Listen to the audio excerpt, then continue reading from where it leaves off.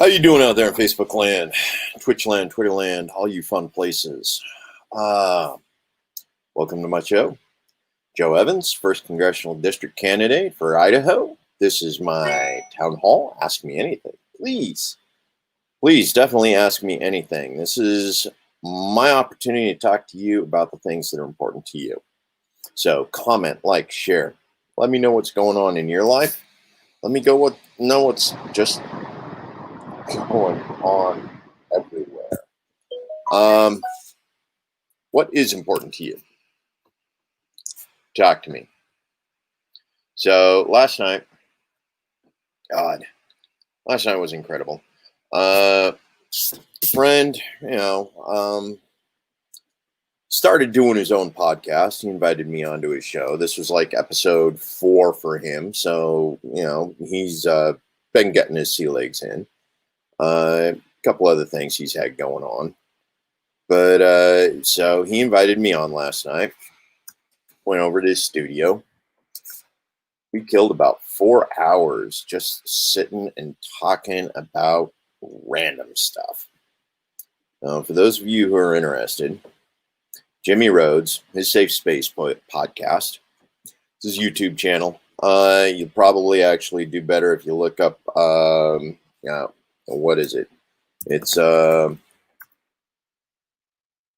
99 Studios.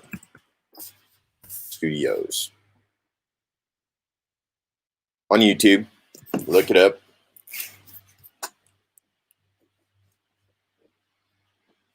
There we go. I'll figure out how to get the lighting on this right. It just seems to keep getting screwed up all the time. But anyway, it's neither here nor there. So, Jimmy Rhodes, Safe Space Podcast, Channel 99 Studios on YouTube. Look him up. Pay attention to what's going on. One of his latest ones, episode 2, that was our mutual friend Ginger.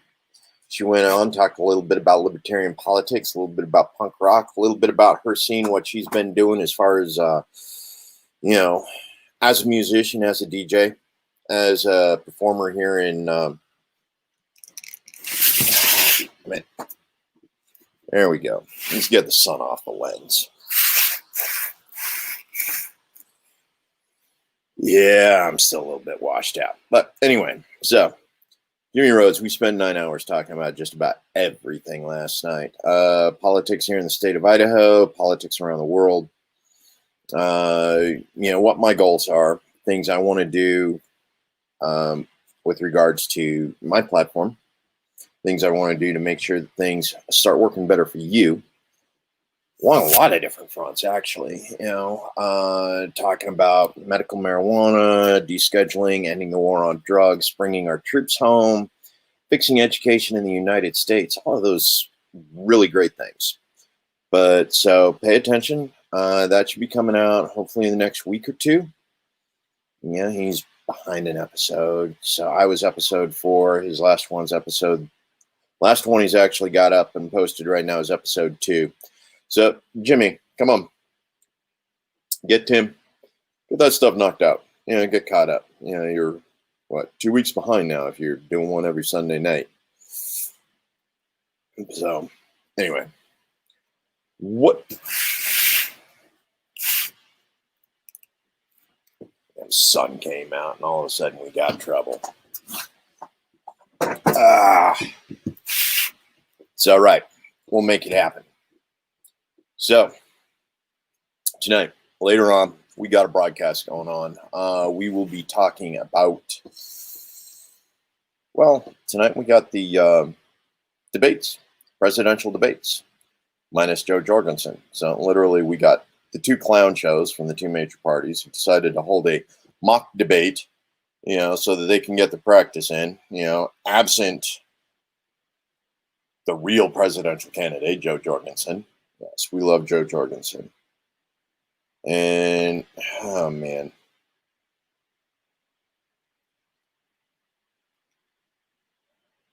All the things going on these days. Interesting. But, yeah. So, talk to me. Give you a little intro as to what Jimmy and I talked about last night. Presidential debates tonight. That's going big. Right now, the vote's going to the Senate for the confirmation on Amy Barrett for uh, Supreme Court Justice nominee.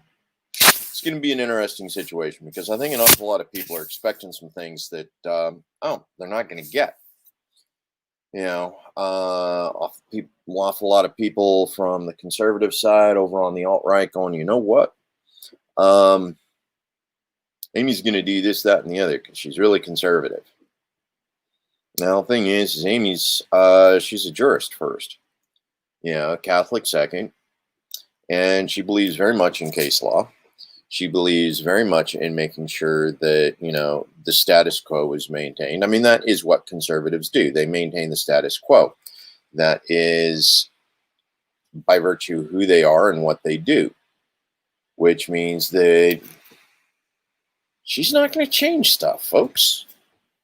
That isn't what conservatives do. Regardless of how they feel about the law, this stuff is pretty much written in stone, especially things like Roe versus Wade, where it's been 40, 50 years now of challenges against Roe versus Wade, and Roe versus Wade has continued to stand up to scrutiny in court after court after court. So, all the previous rulings still hold.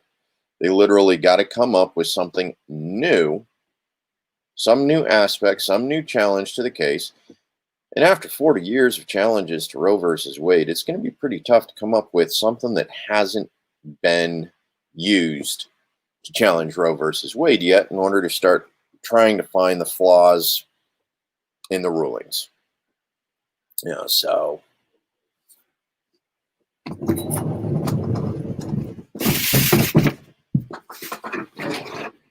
there we go. Yeah, it's still not working quite right.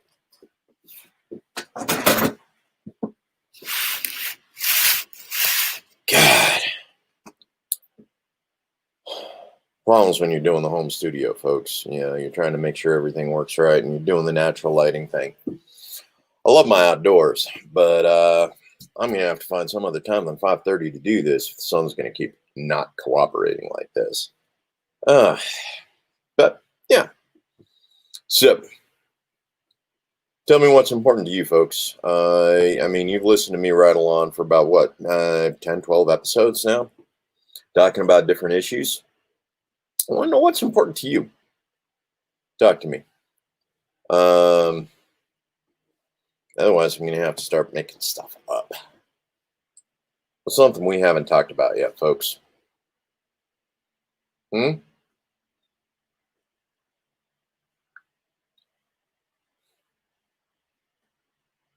Life, liberty, the pursuit of happiness. Let's go ahead and talk about that. Life, liberty, and the pursuit of happiness. Yeah, sun's making me frown. It's not good. Yeah, just trying to find that spot where the lens is in the shade so the sun isn't washing out the lens and causing problems. But yeah, life, liberty, and the pursuit of happiness. Oh yeah, you go clear back to 1776. That was when Thomas Jefferson wrote the Declaration of Independence. Life, liberty, and the pursuit of happiness. We step forward, Forbes actually did an article. I've talked about this not that long ago. Forbes did an article about the top 8 things that Americans still want. Top 8 things that Americans still chase, the things we believe in, we want more of. So we get into those, and, life, liberty, pursuit of happiness. Thomas Jefferson nailed it, 244 years ago. 2 centuries, 204 years ago. Anyway, we talk about what's going on with that. Forbes came out with the article, and the idea with the article was, first thing that everybody wanted was more happiness. We're still chasing happiness. 244 years later, an entirely new government. We're back to square one. We're still chasing happiness. The right to the pursuit of happiness. Still number 1 on the list of what we're going for all across the United States right now. Number 2, that happened to be money. Well, as we all know, one of the primary reasons why they were revolting back in 1976 or 1776, the reason why the revolution was occurring was because of unreasonable taxation. Whatever reasonable taxation is, if you're libertarian, all taxation is theft. Yeah. Uh, but especially taxation without representation, which was what was going on back then. Literally, people making tea in the colonies were being taxed so that the cost of the tea being shipped from England or the Indies uh, could be compensated. It was a protectionism racket. Tariff fees, they were actually caught, taxing UST or American teas to compensate for the cost of shipping. East Indies Company. Yeah. The original corporate interests, that actually caused the United States to have a revolution, which is another thing I find absolutely hilarious. 1776, the reason why we had a revolution was because of the corporate influences on the crown.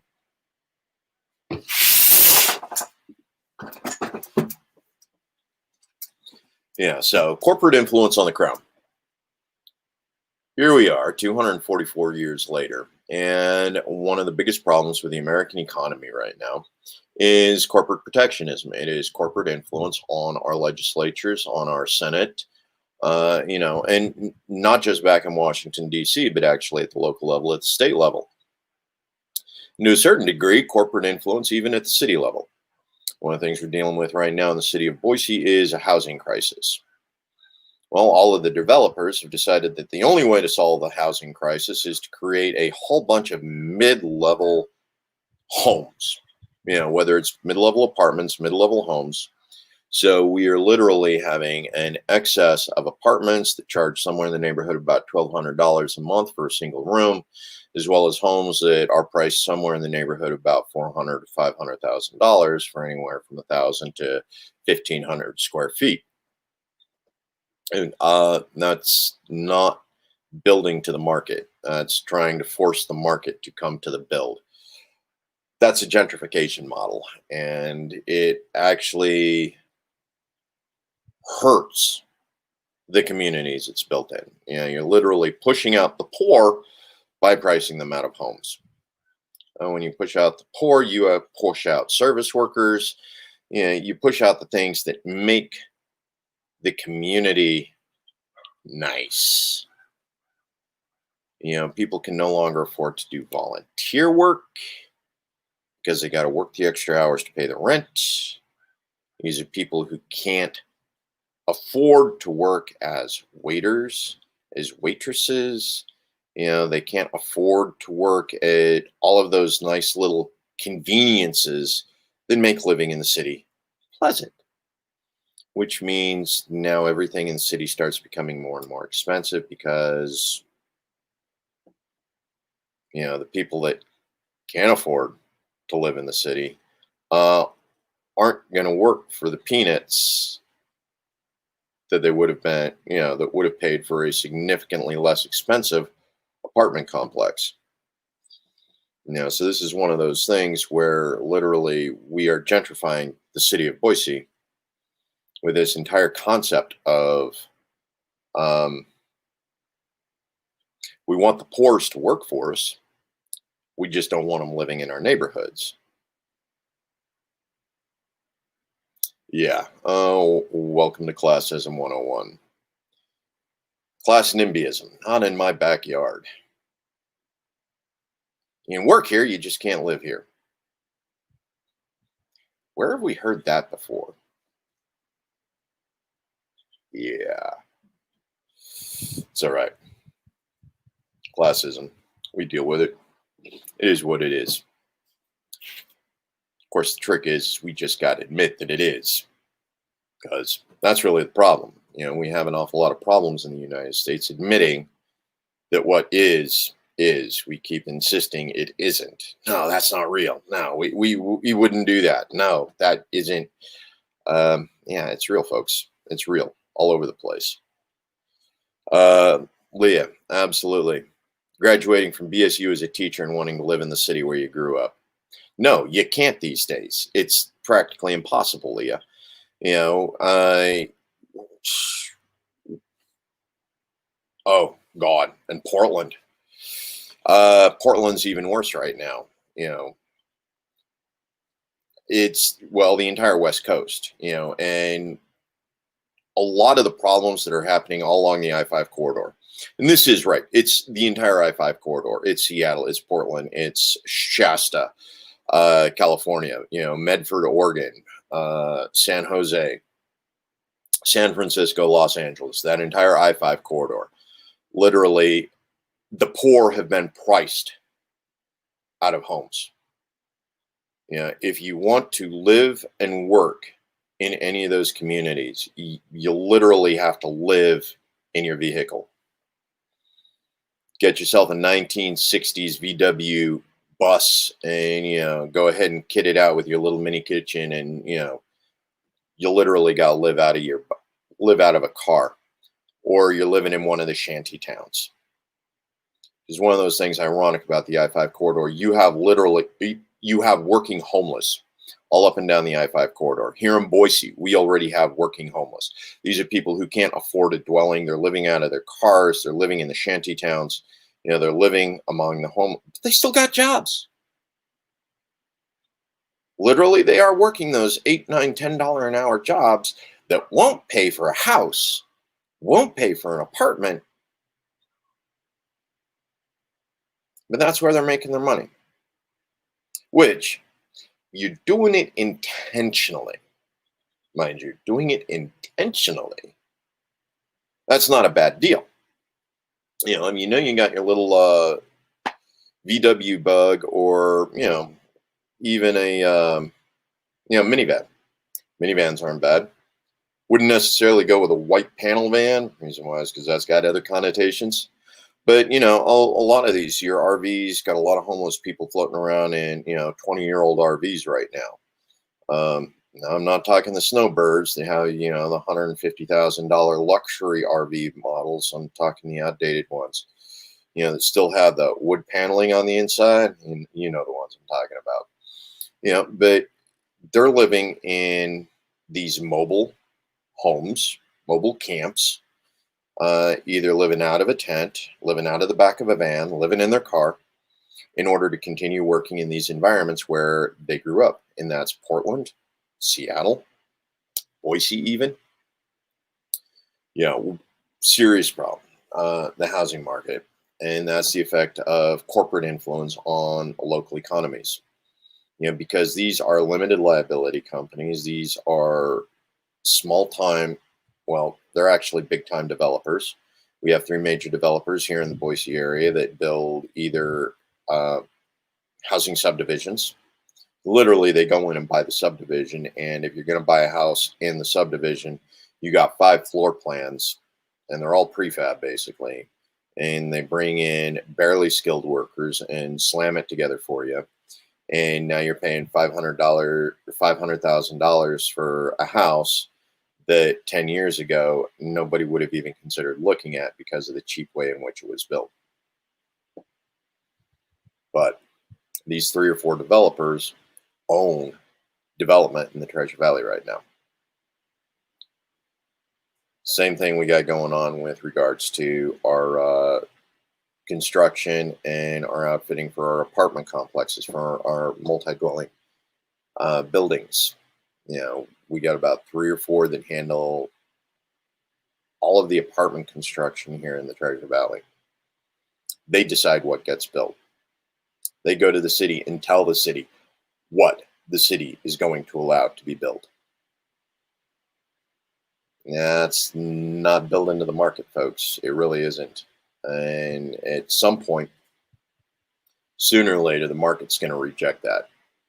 You know, right now they've been able to hold on with that particular business model, but this is not a good year for that business model right now. There's an awful lot of those development agencies that are going to get screwed simply because of all of the houses that are going to go up on the market from foreclosures.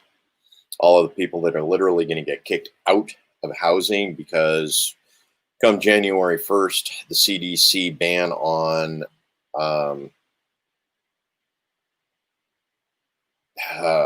evictions is going to come to an end.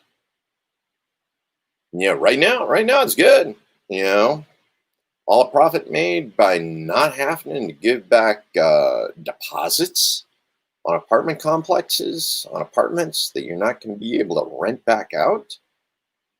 Yeah, everybody who's invested in property management companies, property management corporations. This quarter is going to be good. Next quarter, don't count on it, man. Don't count on it.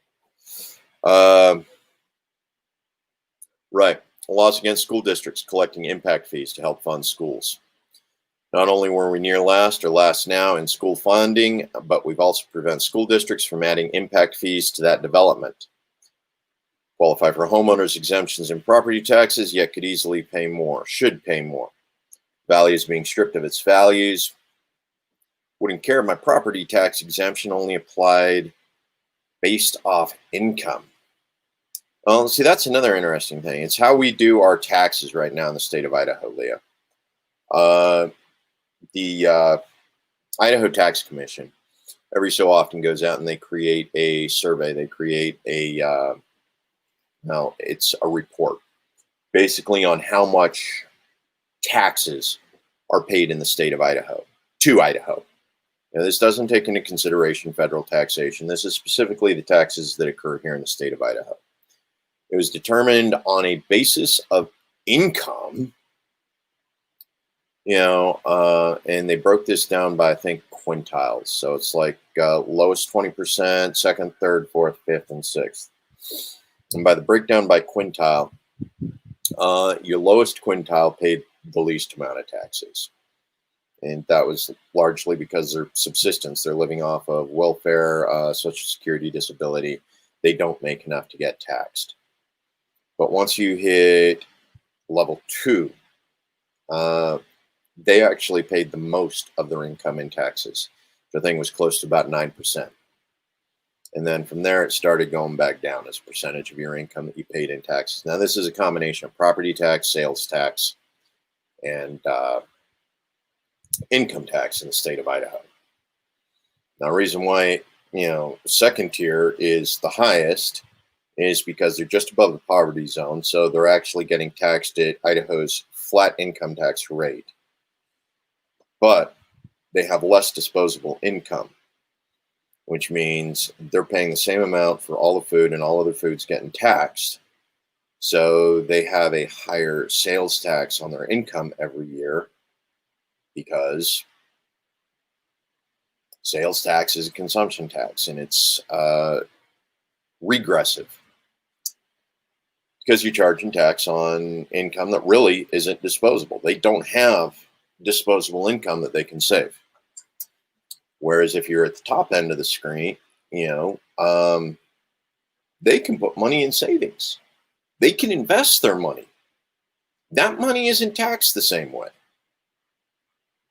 So the people who make the most in the state of Idaho actually pay the smallest percentage of their income. Yeah, exactly. Like we were talking about, regressive taxes like food, consumer, this is one of those things. Why is food being taxed? Yeah, it is depressing. Nobody likes listening to taxes and just what it costs America, But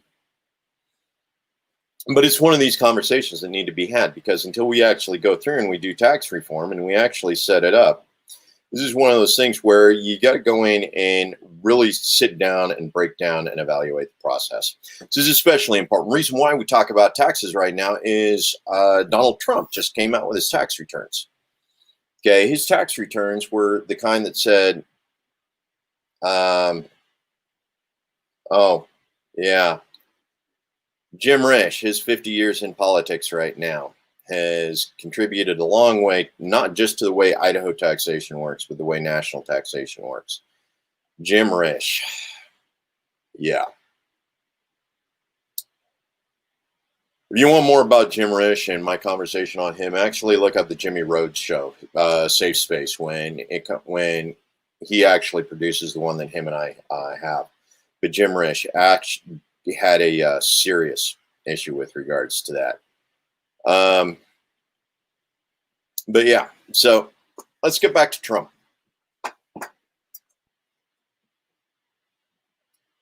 Okay. Yeah. This just ain't going to work. Give me a moment here. We're going to fix something.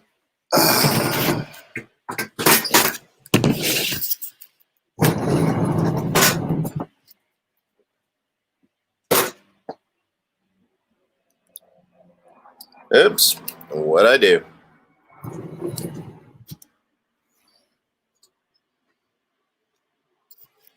Apparently, I blew out the camera, folks. Give me a moment.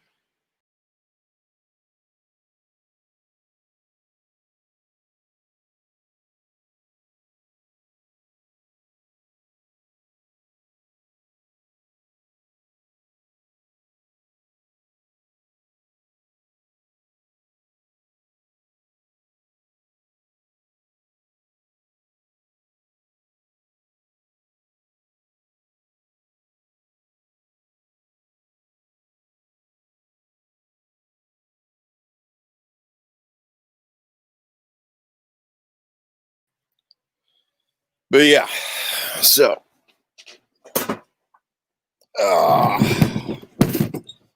there we go. Let's see if that works a little bit better.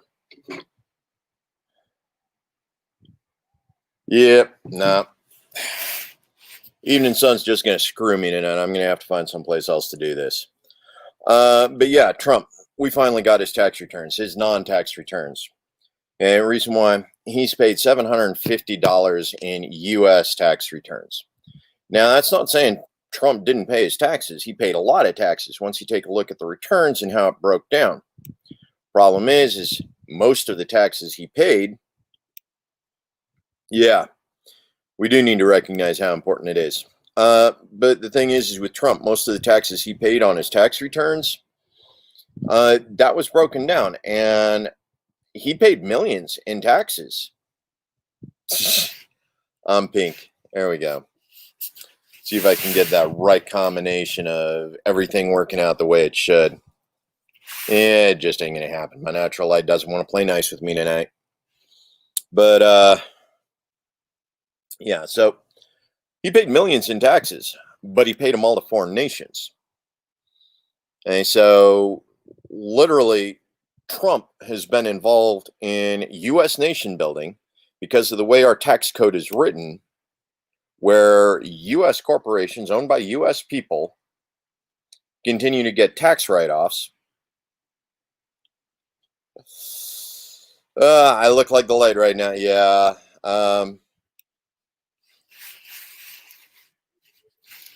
Yeah. Yeah. There we go. You're gonna find the right place. Yeah, he paid millions in taxes, but it all went to other countries. So literally, Trump's arrangement with the United States tax code allows him to contribute and dedicate money to foreign nation building. Basically, every country where he's being taxed on his holdings in those countries, every place he's got a Trump Towers. That includes places like Turkey, which right now is ready to join in on the Armenian genocide that's being exercised by Azerbaijan. Yep. Good. But Trump supporting, because of Trump Towers in Turkey and the millions he's paying on taxes in Turkey in order to keep Trump Towers functioning and his properties in Turkey functioning, he's actually supporting Erdogan's war efforts in Turkey, where Turkey, who is a NATO ally, has decided, they're going to support Azerbaijan against Armenia because of a territorial dispute. I agree. That's literally what we're doing right now. A lot of it, Leo, a lot of the reason why people are blind right now is because what's going on in the world as far as politics go, and even as far as taxes go, you know, is something they just as soon trust somebody else to handle. You know, they're not paying much attention because it really doesn't affect them on a fundamental level. Take a look, most of middle class America. Oh, this was an interesting thing. Got on a conversation the other day on Twitter, and we were talking about class based and the effect of anxiety on middle class America. Okay. Well, middle class America is literally so stressed out in their day to day life that they can't be really bothered to take a look at what this stress is costing them. Okay. Middle class mother understands that all it takes is one phone call to CPS, and now she's likely to lose her children, or she's in an extremely expensive fight with the state in order to retain custody of her children. And this can be over anything. You know, somebody could show up and do an inspection, random inspection. You know, your landlord. You know, landlord knows how many people are supposed to be in your house because you told them, well, I got one kid. Well, you move a girlfriend or a boyfriend in, or, you know, your ex-husband, you know, or ex-wife, you know, they need to move in, or you end up with custody of both your kids simultaneously. Well, you were set up with a 2-bedroom house, one for you, one for the one kid that was in your custody. Now you got 2. So now you have 2 children that are sharing a bedroom. And these are family, but, you know, brother, sister. Next thing you know, you got CPS all over you, and you're trying to justify why you need this exemption to some policy that was created, you know, by health and welfare, that now puts you in a position where, you know, you got government agents and social workers crawling up, you know, your fourth point of contact, trying to find a reason to take your kids away from you, or involving you in an extensive and extremely costly suit against Child Protective Services in the state. You know, literally, they are so stressed out about their day-to-day life. Yeah. Well, Trump was blunt. It's gone past blunt now, though, right? You know, it's no longer blunt. It's in-your-face garbage. But one of the things, middle class America, they can't take time to worry about what's happening with their tax money because they make just enough more than everybody else to have something worth taking, but not enough to actually defend it. You know, lower and lower middle class, yeah, whatever. What are you going to take from me? Yeah, exactly. What is the state going to take from me that they haven't taken already? Lower middle class, their give a damn's busted. Straight up busted. Upper class, they all buy their way out of stuff. They do something wrong, you know, 200 miles an hour down the freeway. Oh, it's a $3,000 fine. Here you go. And whatever. It's a convenience fee. You know, if you're middle class American or poor American and you get caught doing 120 down the freeway, boom, it's jail. You know, they're going to take you. They're going to lock you up. You're going to lose a week of work. If you still have work after that week, you know, you're behind a week on rent. You know, if you don't have work because you probably got fired, you know, now you got to find a new job, and you're homeless now. Yeah. So there's a difference in the way our caste system works in America. And let's admit it, it's a caste system. You have, you know, and it's based on class. It's based off of income. Yeah. How much you make. Yep. The Trump supporters think he's pro-police. Yeah. We know better. We know better, don't we, Leah? No, Trump is not pro-police. He likes crooked cops. Yeah, he's been cutting the federal grants. And again, that's another situation that we continue to get into. Why is the federal government in control of local funding? Why? Why do we give them that much? Right, Ina? You would never drive 120 miles per hour, would you? Never. Yep. And then it's harder to find a job. Yeah. Once you get fired from a job because you got thrown in jail, you know, getting that job back is next to impossible. Really, or getting a comparable job back, even in a timely manner. Ina likes to give me a lot of grief about how long it takes to actually find a job. 3 months if you're looking and you have contacts. You know, 6 months if you don't have any contacts that can help you get you a job. And if you're lower income or middle lowering, you don't have contacts. You don't. It's just the way it is. Yeah, and then you got the crooked cops talking about crooked cops. That one's always really funny. You go ahead and refer to Kamala Harris on that. This is one of those situations where literally both sides of both parties, the duopoly parties that are about to go on live tonight, Joe Biden and Donald Trump, during their little fake debates, they're going to get up there and they're going to talk about police. They're going to talk about all these different things and how they're going to be reformists. Neither one of them are reformists. They're not. Never have been, never will be. And that itself is always going to be problematic.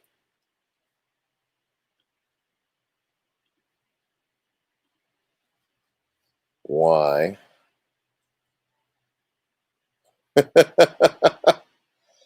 Well, see, when I become Congress, will I create good jobs for all? Thing is Congress can't create jobs. But what Congress can do is get out of the way of people who do create jobs. See, right now, that's one of the problems. We got so many barriers to entry that entrepreneurs aren't able to hire people. They aren't able to go out and use that disruptive technology. Yeah. Thank you, Ina. Appreciate it. It would be nice if JoJo got to be president. It really would be. And reason why is because she's going to start removing those barriers to entry so that young entrepreneurs, young people with talent, with skill, can actually get out and start earning their own money again. Working for themselves, being creative, being entrepreneurial. That's one of the things. And yeah, Idaho, we got problems with that. Mass destruction of said lands, the hunting, the whole 9 yards continues to be a real big problem.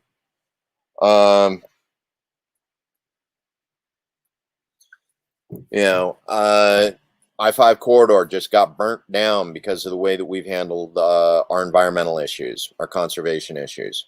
One of those things, we could open up the combination of conservation, environmentalism, and actually create better, stronger, more vibrant forests, more vibrant ecotourism all around the United States, and especially in the Pacific Northwest where it affects Idaho. How'd you like that? Be able to bring back ecotourism to the state of Idaho.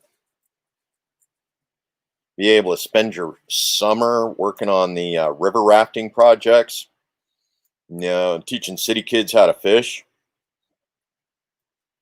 and actually living the homeless life. We always used, when I was a kid, we always used to talk about living in, a tent down by the river. Well, it's a life goal now. I'm just going to live in a van down by the river. Sweet. But, spend a summer doing the ecotourism thing, living in a tent along the Salmon River. Every week just running tours of rafters down the Salmon River. You got the place picked out, working with other people, working with your community, keeping the supplies going, and just showing them how awesome the wilderness in the state of Idaho can be. Ecotourism. Absolutely. It's still one of the top states in wildlands. A lot of that has to do with the Frank Church Wilderness area. It's been amazing. It's been a robust area. Thank you, Cecil Andrus. Thank you, Frank Church, for making those things happen.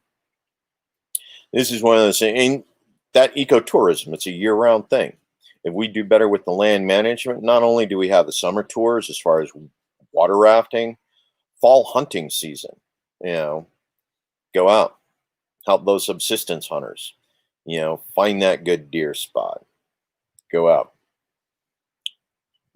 teach them about what the nature is, teach them about how the way the elk and the wolves and the mountain lions and all of that rest interact in our community out there in our wildlands. Spend a little more time on horseback and a little less time from helicopters. Yeah, our big game hunters that like to fly up over our wilderness lands with a rifle and a helicopter and shoot, random stuff. Come on, folks. Where's the challenge in that? See, and here's one of the things. Okay. There's a lot of things we think a lot about, like on this, Leah. But my point with regards to Congress and Congress taking the responsibility of funding education. Okay. United States Congress has interfered with public education for the past 40 years. Okay, ever since they created that cabinet position and the Department of Education up at the federal level, Jimmy Carter, we've had problems with our education. It's just continued to deteriorate year after year after year. We had the No Child Left Behind. We had a number of other things that were going on. And what happens is some ivory tower idiot gets up and creates a policy in the Department of Education, clear up in Washington. And next thing you know, the entire United States is stuck with this burr under their saddle, trying to recreate education that works for their communities. Okay, so why are we continuing to give our local money to the federal government so the federal government can turn around and dangle it in front of us and say, if you don't do what we want you to do, you don't get your money back? See, that's one of the things where I think what we really want to do is we want to get rid of the federal Department of Education, because the way it continues to take our money and keep it from us until we behave the way they want us to behave is what's caused that serious deterioration in the U.S. education. We need to give it back to local control. That way we end up with schools that are funded locally, and the local community will have their money again because the federal government won't be taking it from them first. And the local community will be able to say, school is important. And we won't be waiting for federal handouts that are tied to, who knows what. No Child Left Behind, 1,000 shining lights, all of those things created lowest denominator education in the United States. Let the communities have their money back so that the communities can invest the way they see it locally. And then you get auto class back in schools. You get home economics back in schools. You get Future Farmers of America and, 4-H back in schools. These programs go back and they're more appropriate for the local schools, the local education, so the kids can graduate from high school ready to enter their local economy. No Child Left Behind left all children behind. Absolutely. Talk about that on a fairly regular basis. Typo? Yes. For the love of God. But yeah, we need to get the money back local. We need to have the Fed stop taking that money and holding it and keeping it from us, and actually have local communities saying, we don't need school choice if we have control of our education locally. Someday, Leah, someday. Absolutely. Looking forward to it. We can make it happen sometime. actually talk about the subjects. So it's 45 minutes now. I've been going on, and I'm going to try and find myself some other time and place, or some other place to set this up so that I don't get blasted by the evening sun again. But I've been running 45 minutes on what's normally a 30-minute evening. But yeah, definitely want to sit down and have coffee sometime, Leah. I mean, we'll do it live. We'll have this conversation live, you and me, talking about local education, what it's like to be a teacher growing up here in the state of Idaho, and teaching in the state of Idaho. And, one-on-one. I think that'd be an awesome conversation for an awful lot of people to hear. But I'm going to go ahead and call it here. You see my fun site down here along the bottom. Go ahead, go to that, donate. That's what keeps this show going. That's what pays for the things, the advertising that gets me noticed, out and about. Catch Jimmy Rhodes' show tomorrow. Well, when it comes out, episode 4. It's episode 4 of his Safe Space. Catch that when it comes out. And good school district. You're not there. There's no good school district in Idaho. Boise tries. West Ada tries. But if you're not involved in your child's education, you're not in a good school district. The teachers are just too overwhelmed. All of them are. But yeah, follow my campaign. Like, share, comment. Go out. Tell the world about me. Share what's going on with me. That way they know who I am. And then they can ask me all of their great and awesome questions. So, family, friends, community, bring it back local, and we'll make things happen. Peace.